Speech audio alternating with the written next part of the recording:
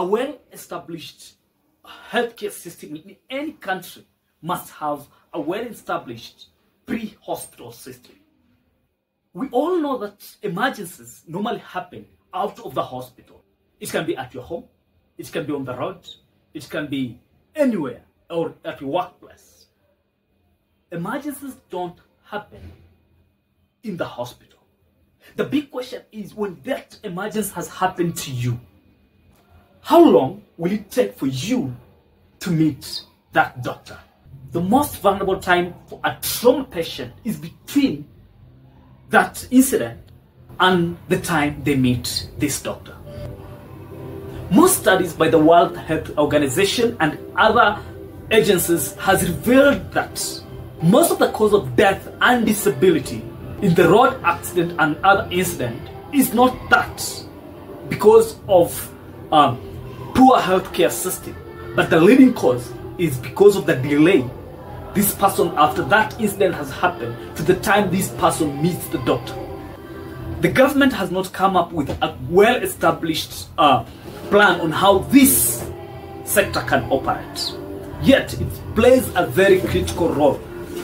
So before I start my conversation, let me take you back to the history. How did the ambulance come about? The whole idea of pre-hospital care emergencies was informed by a research by the National Academy of Science and National Research Council through their research in 1966 entitled The Accidental Death and Disability as the Neglected Disease of the Modern Society. This is commonly referred as the White Paper.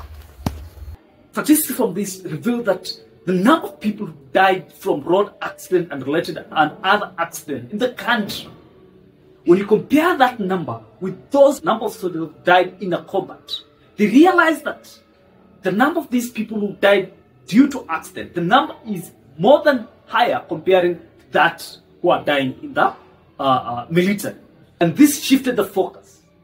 And through this research, it was discussed in the Congress, National Congress, and some of the resolution that they come up with was establishing of a pre-hospital care system to ensure that they bridge this gap, to reduce this number of deaths, as most of these deaths were preventable.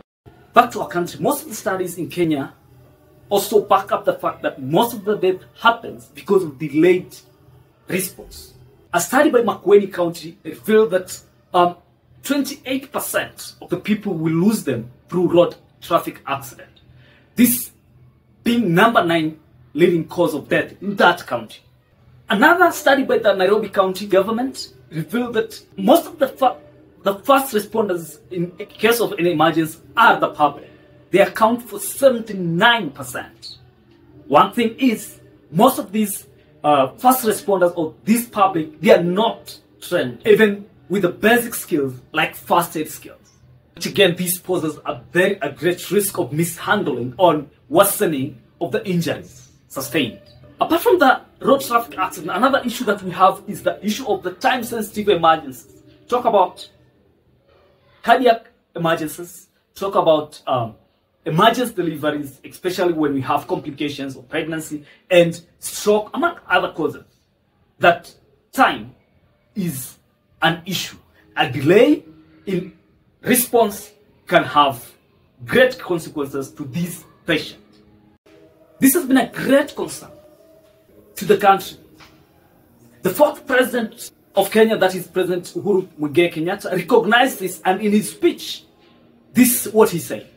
Let's listen. We regrettably continue to experience disturbing high rates of fatal injuries, accounting for 88 deaths per 100,000 persons on our roads. It is notable that road accident injury that end up in fatalities are at the rate of almost 21 persons for every 100,000.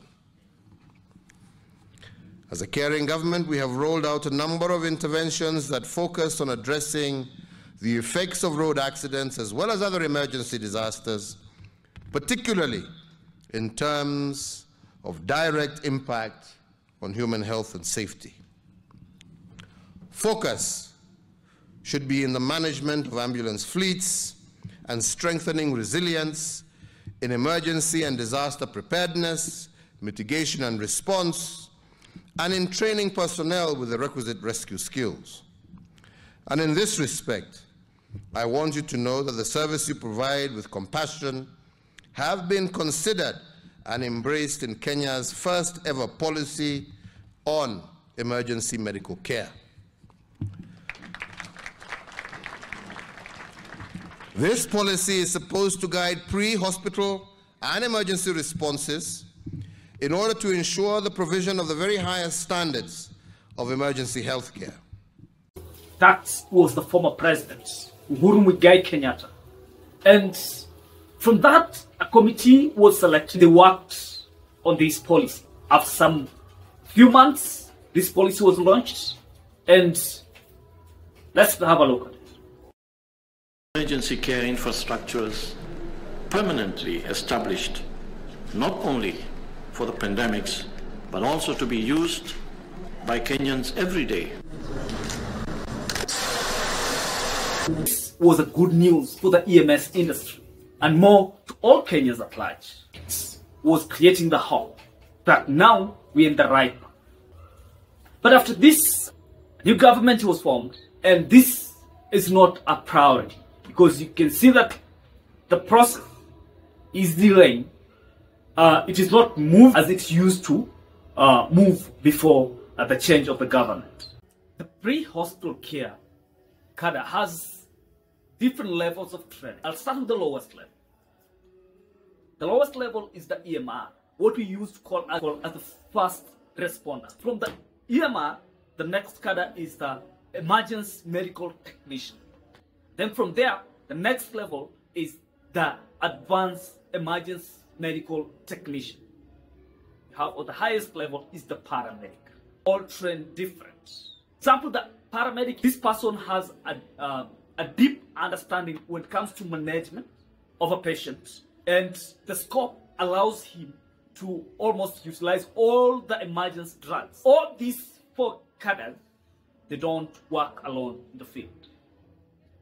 Normally, for the four cadres, we always have, they normally work very closely with someone we call the medical director. A medical director is any doctor, qualified doctor, who has specialized in the pre-hospital. Not all doctors can be medical directors. Once dispatched, the paramedic or EMT is required to take 10 minutes to arrive at the scene. We normally say this is the most crucial step in the EMS operation. Once they arrive at the scene, they are supposed to take 10 minutes to do the scene size-up, ensuring they manage, stabilize this patient on the ground. Care in transit has to take 10 minutes.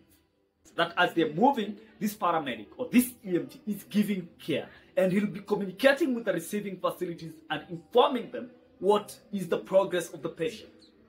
That is, this is to enable the receiving facility to prepare well.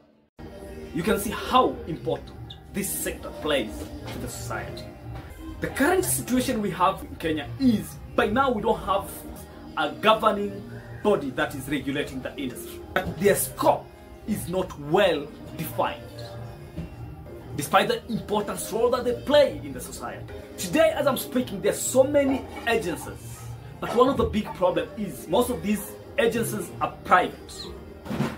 I know we have the county ambulances, which most of these ambulances, they're not well equipped. You realize that so many agencies, they normally charge different, and most of the Kenyans cannot afford the services of these ambulances. In turn, what they have done is they turn into Uber or Boda Boda as a means of transport whenever they have any emergency. What I'm saying today is the government should work. We have this industry regulated so that the Kenyans can benefit, so that we can reduce the death. So many countries have embraced these services, and it has shown significant improvement in the healthcare system.